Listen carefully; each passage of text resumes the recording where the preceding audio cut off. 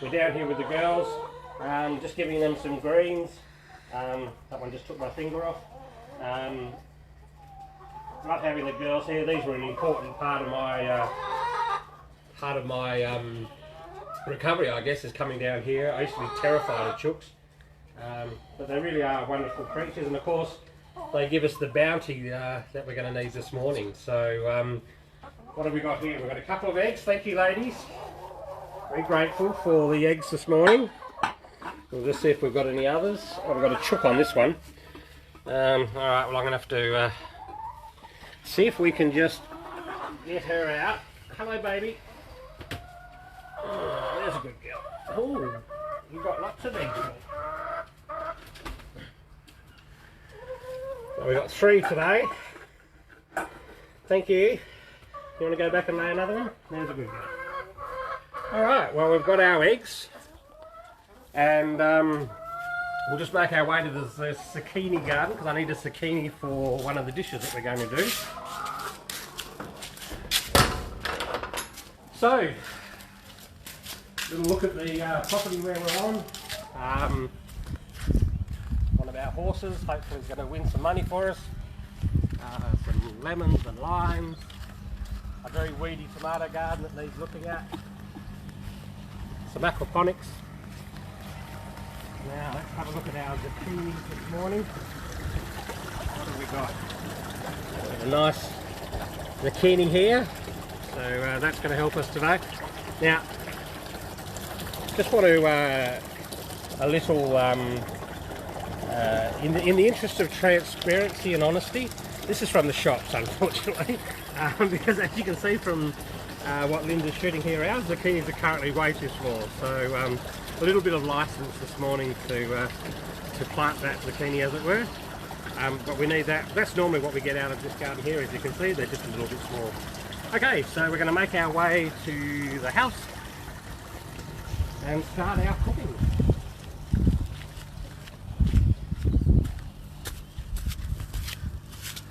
A little bit hard doing live television with a phone. We'll see how we go. Coming into my house.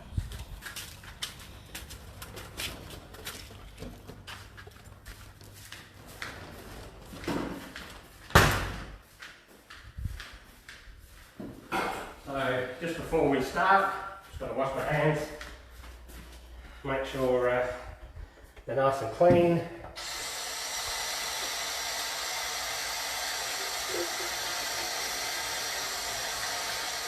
I had already actually done this before, but we've been down to the chooks and fed them. It's very important that we're making sure everything's clean. And let's make a start on some cooking. So, welcome to this live Happiness Aid cooking today, Cooking with Baz. As we always do with the Happiness Aid, we always start with our gratitudes, and so my gratitudes this morning are our beautiful chooks who gave us our eggs this morning. Gratitudes to my lovely wife Linda, who's holding the camera. I don't know how long this is going to be steady for, but we'll see how we go. So thanks to you, Linda. I'm grateful for the love in my heart from the Happiness Co and all my family and friends. And I've got 2 beautiful children who have since married and have provided us with 2 beautiful granddaughters. So very, very grateful for that. So, some disclaimers before I start. I'm not a chef, I'm not a teacher, I'm not a nutritionist, and I'm not trying to teach you something that you guys already know. Mums, I know you've already been doing this, I know you're cooking for your kids, you know way more than this than me, so I'm not trying to teach you how to suck eggs. What I am though is a dad, a grandpa. My grandkids call me Balu, the bear, Balu, and someone who just loves to cook. Now I have got some notes because obviously we're doing this live and I just didn't want to muck it up, so bear with me. This is quite a difficult process to do live, but we'll see how we go. I'm sure we'll get there. But before we start, I want to make the comment that this isn't about teaching cooking, and particularly in the context of your kids. It's not about teaching them to cook. And the reason I say that is teaching often when we're in a school environment is that didactic teaching where the teacher tells you things and you remember them. And pretty much you do learn, there's no doubt about that. But what's really important is what we're going to do today. So yes, your kids will learn through this process and they will learn to cook, but more importantly, what they will do, what you are doing by doing this with your kids is creating memories. So it's not teaching, it's about creating memories. My dad taught me to cook, taught me to fish. My mum taught me to cook.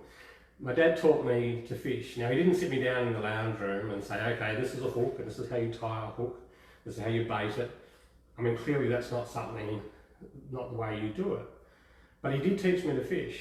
And I can tell you, as a 4-5-year-old, sitting on the Mandurah jetty with my dad fishing, I can tell you almost exactly what I was wearing. I did have a little white sailor's captain's hat on, blue shorts, blue t-shirt.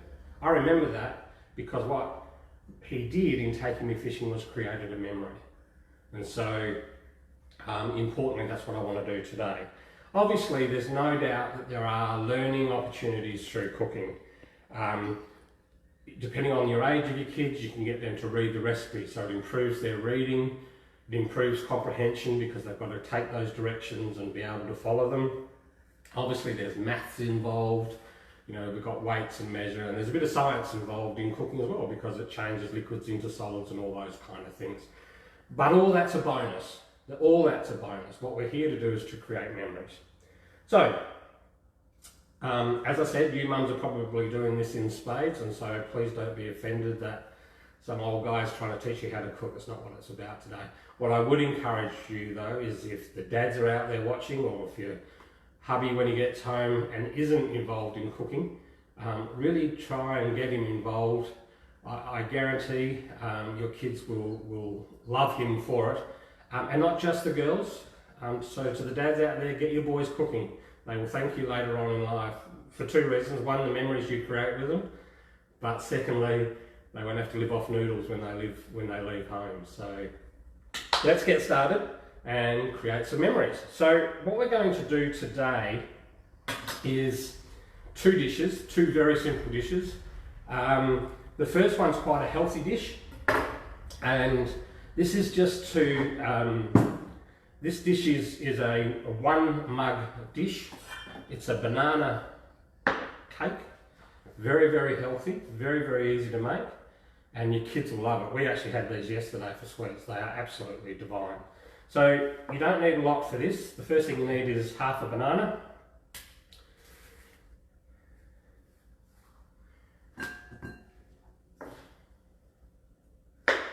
And what I would do is just cut it up a little bit, it just makes it a bit easier.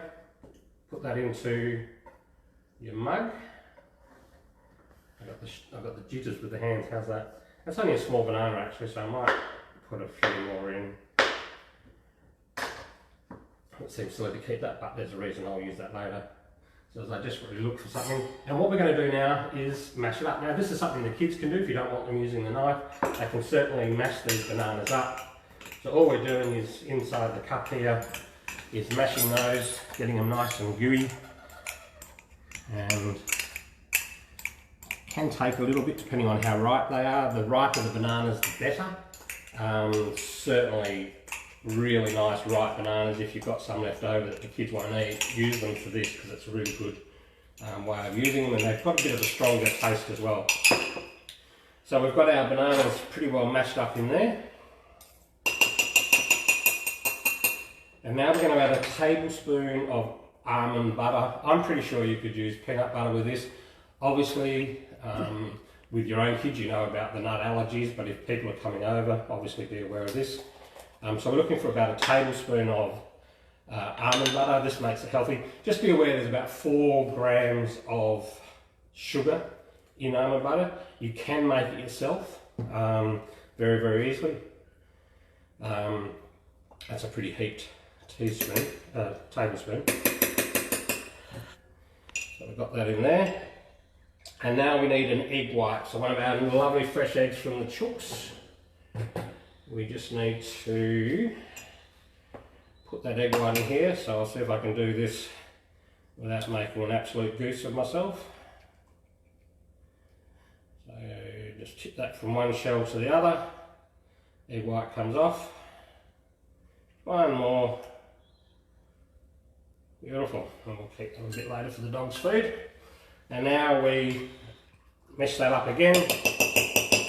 This almond butter is really sticky, just like peanut paste, so you're probably going to have to play with it a little bit and mash it all up. But just try your best to mash it all in.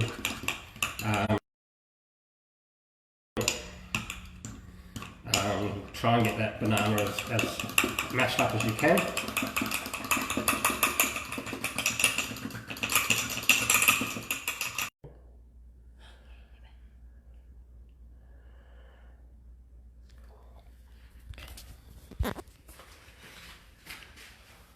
I think we've lost connection again. I'm not even sure if we're still live, but let's keep on going. If not, we'll have to do it on another day. So what we need to do now is give that a bit of a stir in. So we've got the flour, the eggs, the banana. Give it a good mix. It's coming together beautifully. It's quite stodgy. It's quite difficult to manage, I guess. And we'll get that off the spoon here. Now we've just got a couple of extra ingredients to add. We're going to add 1/4 of a teaspoon. I'm just going to grab this teaspoon, so I should have been better prepared. 1/4 of a teaspoon of baking powder. 1/4 of a teaspoon. Someone asked how much flour? 4.5 tablespoons of flour for this, and that was plain flour because we're putting the baking powder into it. So some cinnamon. Again, if your kids are kind of into this, you could use nutmeg or something like that, and some vanilla essence. We want about 1/2 teaspoon of this. These teaspoons are tiny, so we'll put a couple of those in. So some vanilla essence, and we'll give that another stir. Make sure you get it right through. Okay, it's looking really good. And now I just need to add a pinch of salt. And the salt brings out the sweetness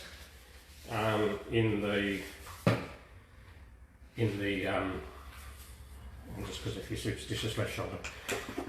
So give that a good mix. We're almost done.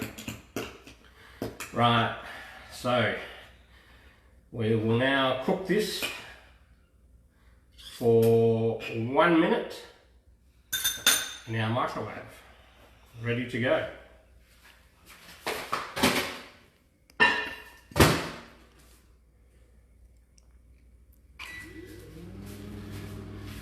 So hopefully we'll get this to work and be terribly disappointing. So this is at the point where we've got 1 minute to go. I could do some tap dancing, maybe some stand-up comedy, and I don't know, tell a joke or two. But we've got 43 seconds to go. Whilst that's happening, just come back to the desk for a sec. And I kept a little bit of that banana, and what we can do is just chop that up nice and fine. We can place that on top. That piece looks like that should belong in my mouth. There we go, beautiful. So you've got to obviously test, depending on your microwave. It might be a minute, might be a minute 10. Just test it like you would a normal cake. Hopefully that's rising. I'm crossing my fingers. Had this been recorded, we could of course just pull one out and say this is one we've done earlier, but we can't. So the moment of truth is beckoning. I might just have a little peek. Yes. So we've got this nice pudding. It still feels a bit moist. It still feels like it could do with a little bit of cooking, so I'm just going to give it another couple of seconds. Probably, we'll go 20. And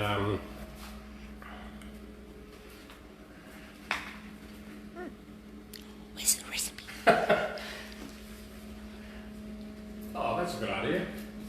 The lovely Linda's showing you the recipe. Taking a screenshot of that.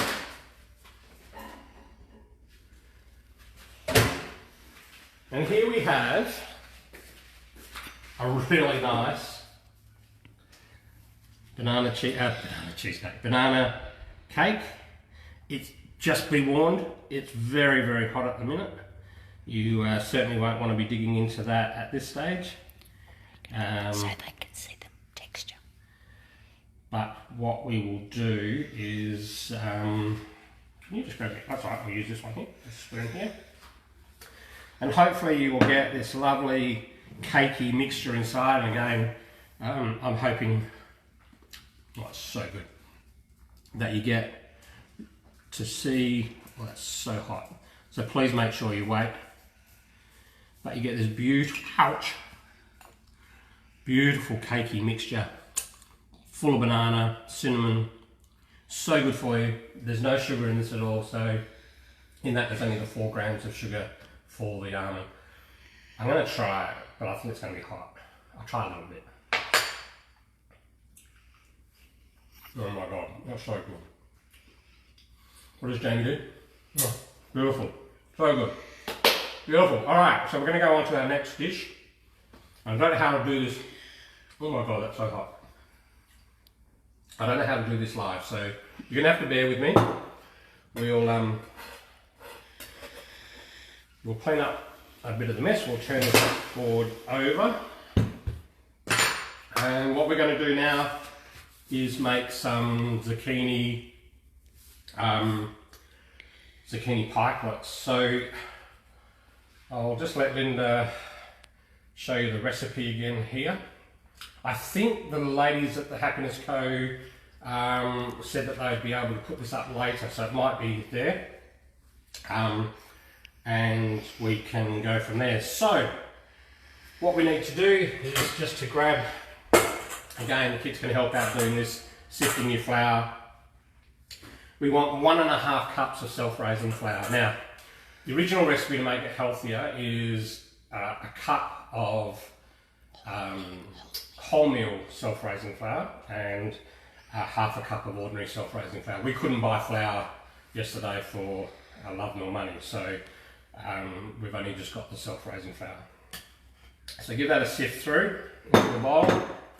Get your kids to do this if they want to be actively involved in it. They can measure out the flour as well. Dust raising everywhere. And now we need a 1/4 cup of, again, we've gone for the reduced fat cheese. It's up to you what you use. 1/4 cup of this, so that's about a handful. I like a bit of extra cheese. So 1/4 cup of cheese. And we now need to get our zucchini ready. So this is really simple. Just knock off one of the ends and the grater magically appears in my hands, and we can just grate this zucchini down. Depending on the age of the kids, they can do this, of course. Probably don't want bits of the children's fingers inside the frittatas, or mine for that matter. So we just grate this down. This was reasonable size zucchini. You might want to only use half or so of this. It also feels like a really blunt grater at the moment, so it's not really grating down as quick as I would have hoped. Come on. See, live television, awesome. I was going to have this pre-prepared, I wish I had it now. We might just leave it at that, just in the interest of time. Now, importantly, let's see if I can do this. What you would normally do is do this over the sink. But what we want to do is take that zucchini that you've grated, pick it up in your hands, and just squeeze. You'll get quite a lot of juice out of it.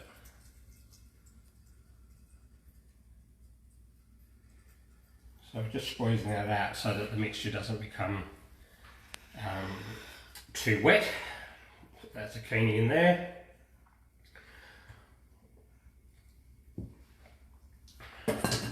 Normally I'd be able to go and wash my hands. We'll clean this up.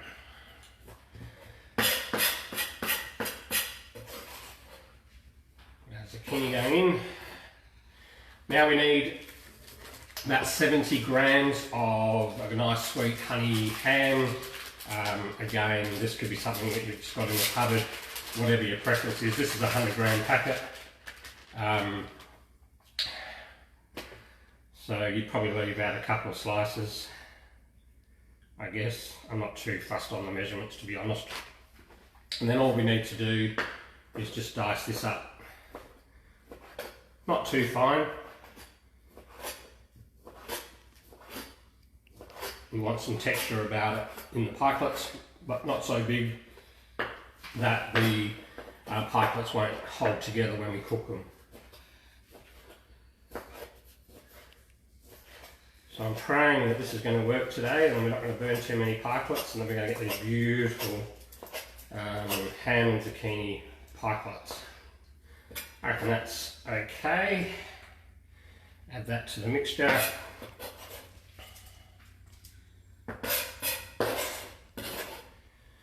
And then we give that a stir. I'm going to ask the lovely Linda if she could give me a spoon or a fork or smack over the head. Thank you. And just mix all that in together. Combine the zucchini, the ham, the flour. Obviously it's very dry.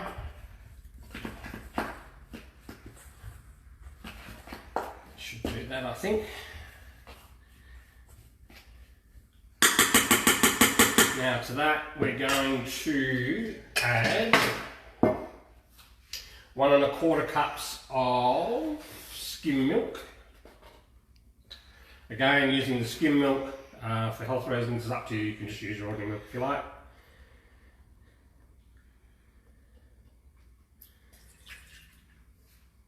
And full cup.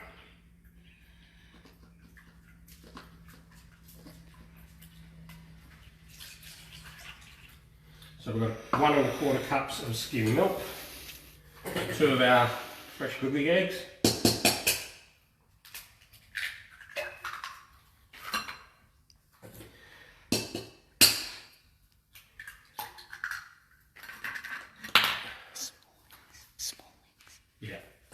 Linda's just saying these are small eggs, so we might add 3. That's probably not a bad idea. And that's the thing, like, just see how you go. What did I do with that spoon? Here it is. So we just want to whisk those eggs, break those yolks up. I'm making a hell of a mess.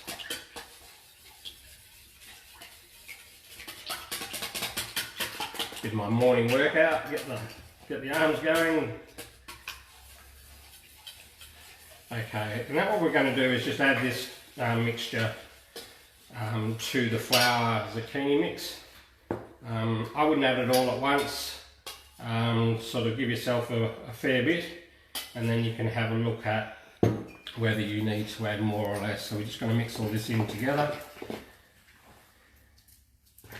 Get that flour going. You don't want it super runny, but you don't want it stodgy as well. I'll just add just a touch more.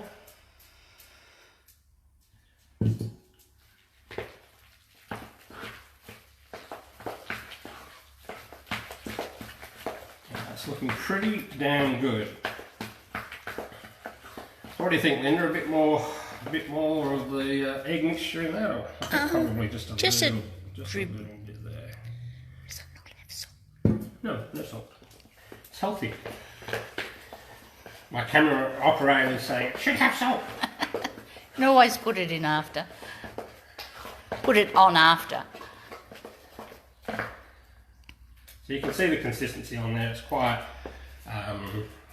thick. Just a little bit. These will obviously help bind it all together. Okay, so we're at the pointy end of the stick now. Just make sure those yolks are nicely mixed in. And we will start cooking. So I'm going to have to clean my bench down, which is a little bit tough given that you have to watch me do this, but we'll see how we go.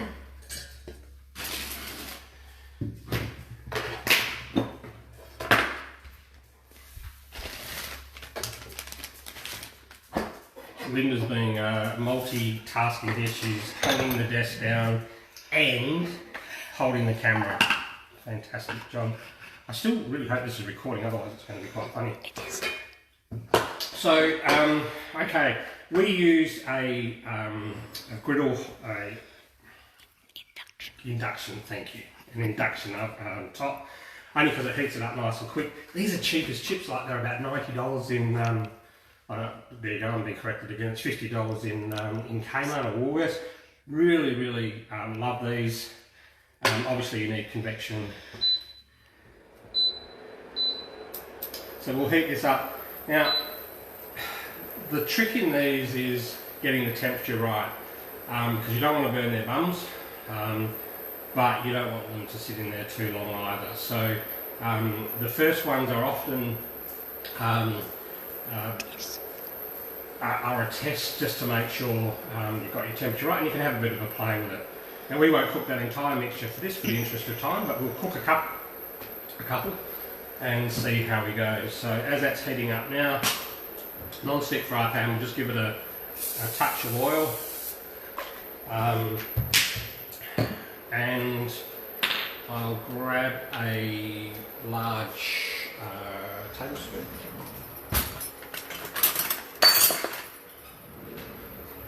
So we need probably just a tablespoon, these are pikelets, remember, of mixture. I'll just do one to start off with, just to make sure. Now, I think Cameron was getting nervous here that this is not cooking properly.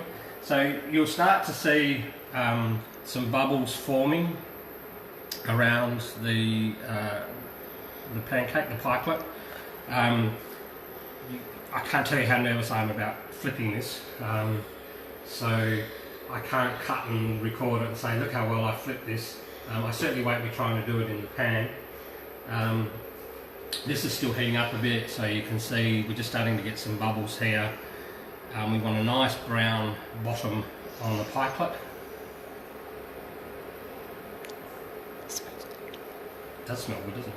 So we'll just see how that's looking underneath here. It is looking lovely. I'll flip that over. Look at that! Yum! Can I have a plate, please?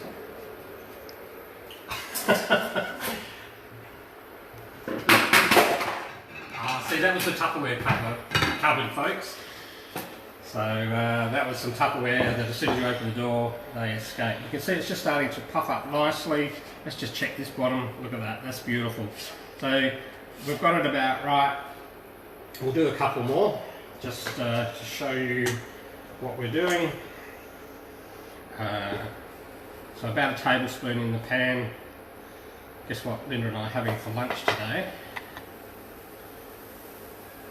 I'm not so sure I'll be sharing the banana recipe. Now, whilst that's cooking, what I'll do is just prepare this as well. Now that's a little bit hotter than it was before. So we've just got some Greek yogurt. Just going to put a little bit of yogurt in there whilst watching these. Lost my thing. So it's starting to get a little bit hot. We might just turn it down a bit. And then what I'm going to do is grab some chives. Just a little bit of chives. We're running out of room here, but we'll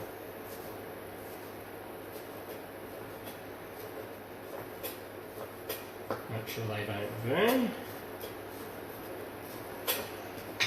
So I'll just chop up some chives, put that in the yogurt. Ooh, just about burnt that one. So here we are, we've got our beautiful zucchini pancakes. I'll just grab this spoon here and just mix up this. It's just chives and yogurt. And dollop on each.